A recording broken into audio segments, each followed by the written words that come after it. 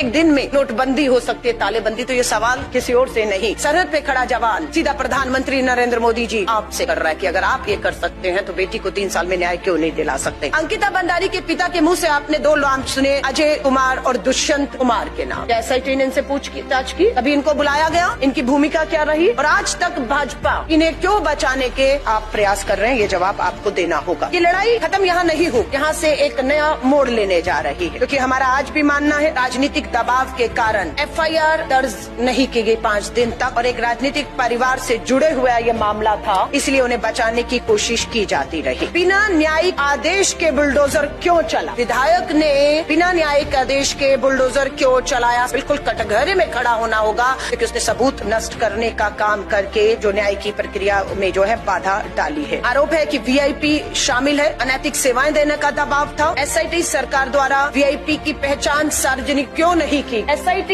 बताए किसी VIP का नाम आया या नहीं आया, आया तो कौन था, नहीं आया तो भी बोलिए, खंडन क्यों नहीं हुआ अभी तक, ये नैतिक जिम्मेदारी थी, पर इन्होंने औपचारिक कार्रवाइयां पल्ला झाड़ने के लिए, बचने के लिए। दबाव के बाद विनोद आर्य को पार्टी से निष्कासित, सिर्फ पार्टी से निकाल दिया है, लेकिन विनोद आर्य का रिजॉर्ट था, उसका बेटा शामिल था, बुलडोजर चला, सबूत नष्ट हुए, और ये कानूनी इसके ऊपर कोई भी कार्रवाई क्यों नहीं की गई। प्रधानमंत्री जी, आपके विधायक, आपकी सरकार इस बेटी के उसमें शामिल थे, आपने क्या किया? क्या सत्ता में रहते हुए नैतिक जवाबदेही और नैतिक जिम्मेदारी कुछ नहीं है कि सारा कानून करेगा, लेकिन आप सत्ता में बैठे हैं और आप न्याय प्रक्रिया को प्रभावित करते हैं, आपकी नैतिक जिम्मेदारी नहीं। बेटी बचाओ जैसे अभियानों के समांतर पैरेलल ये सब होता है, और निरंतर आप देखोगे बेटियों के दोषियों को बचाने का काम होता है, तो ये है नारे बनाम वास्तविकता। सवाल उठता है, क्या महिला सुरक्षा योजनाएं सत्ता समर्थित संस्थानों पर लागू नहीं होती हैं? अंकिता भंडारी के माँ बाप गरीब हैं, वो बच्ची नौकरी कर रही थी, घर का पालन पोषण कर रही थी। सवाल फिर उठता है, क्या गरीब परिवार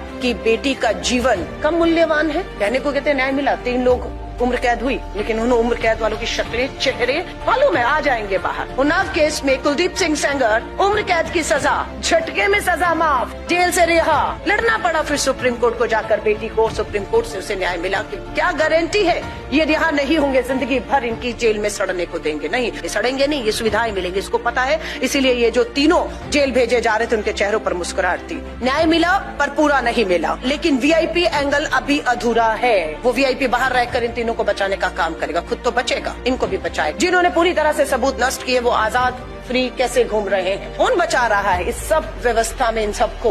वो भी बराबर का दोषी है। अंकिता भंडारी का मामला मात्र एक हत्या नहीं है, बल्कि सत्ता, संरक्षण और चुप्पी की राजनीति का घिनौना चेहरा है।